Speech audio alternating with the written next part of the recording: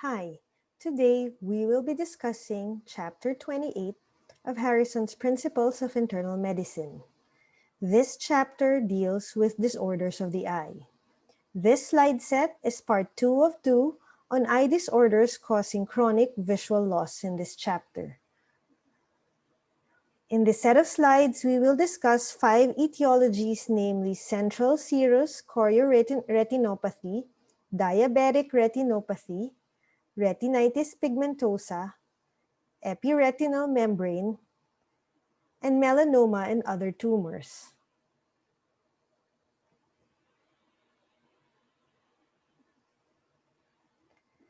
Central serous chorioretinopathy primarily affects males between the ages of 20 and 50 years old. Leakage of serous fluid from the choroid causes small, localized detachment of the retinal pigment epithelium and neurosensory retina. These detachments produce acute or chronic symptoms of metamorphopsia and blurred vision when the macula is involved. They are difficult to visualize with a direct ophthalmoscope because the detached retina is transparent and only slightly elevated. OCT shows fluid beneath the retina, and fluorescein angiography shows dye streaming into the subretinal space.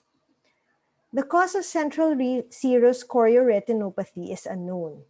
Symptoms may resolve spontaneously if the retina reattaches, but recurrent detachment is common.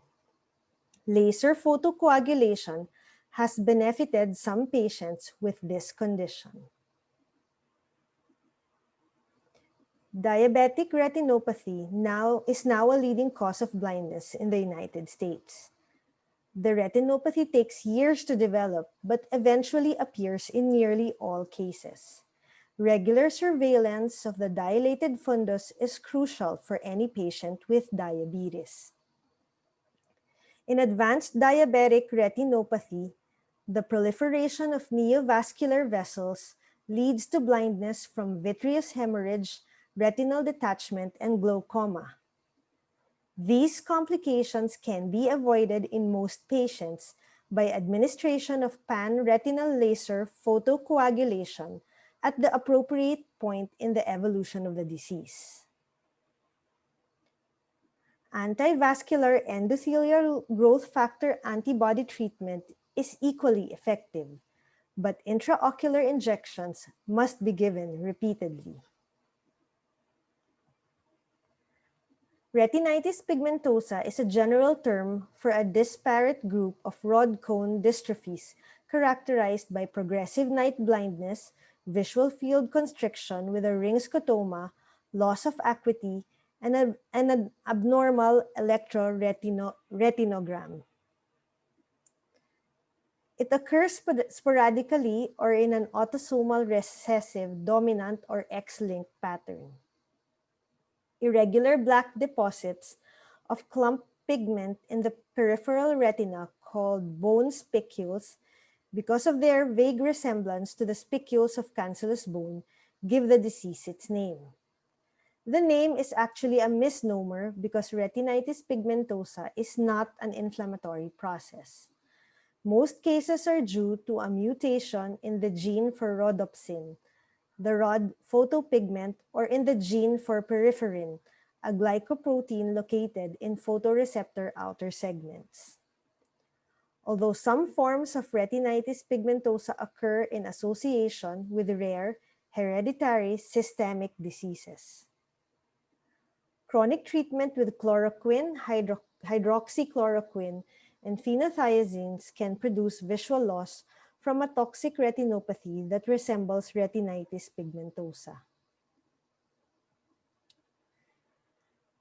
Epiretinal membrane is a fibrocellular tissue that grows across the inner surface of the retina, causing metamorphopsia and reduced visual acuity from distortion of the macula.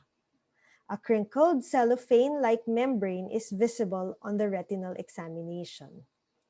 Epiretinal membrane is most common in patients aged over 50 years and is usually unilateral. Most cases are idiopathic, but some occur as a result of hypertensive retinopathy, diabetes, retinal detachment, or trauma. When visual acuity is reduced to the level of about 624 or 2080, vitrectomy and surgical peeling of the membrane to relieve macular puckering are recommended. Melanoma is the most common primary tumor of the eye.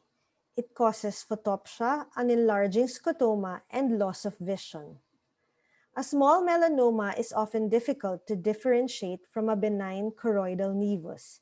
Serial examinations are required to document a malignant pattern of growth. Treatment of melanoma is controversial. Options include enucleation, local resection, and irradiation. Metastatic tumors to the eye outnumber primary tumors. Breast and lung carcinomas have a special propensity to spread to the choroid or iris. Leukemia and lymphoma also commonly invade ocular tissues. Optic nerve sheath meningioma is a common retrobulbar tumor. It produces the classic triad of optociliary shunt vessels, optic atrophy, and progressive visual loss. Optic nerve glioma in young patients is usually a pilocytic astrocytoma and has a good prognosis for preservation of vision, especially in neurofibromatosis type 1. In adults, optic nerve glioma is rare and highly malignant. Chiasmal tumors such as pituitary adenoma, meningioma, and craniopharyngioma produce visual loss with few objective findings except for optic disc pallor. Loss of the temporal visual field in each eye is typically described, but in fact, patients complain of vision loss in just one eye. In a patient with vision loss, CT or MR scanning should be considered if the cause remains unknown after careful review of history, visual fields, and thorough examination of the eye. This ends part 2 of the slide set for chronic visual loss.